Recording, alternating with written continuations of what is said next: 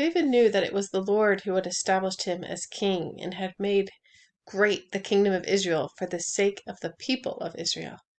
God works on our behalf. God is for his people. He's not selfish. He is love. Love is other focused. He's not thinking of himself.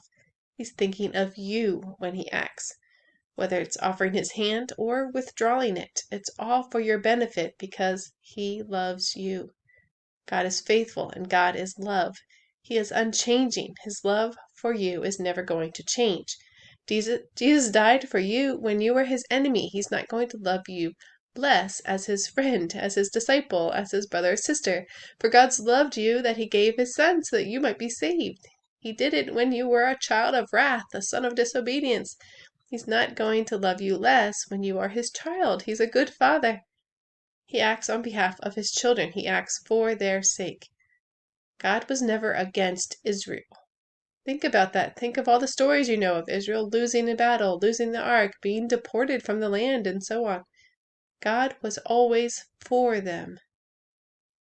God was never against them. God only loved them. He only acted in love and faithfulness.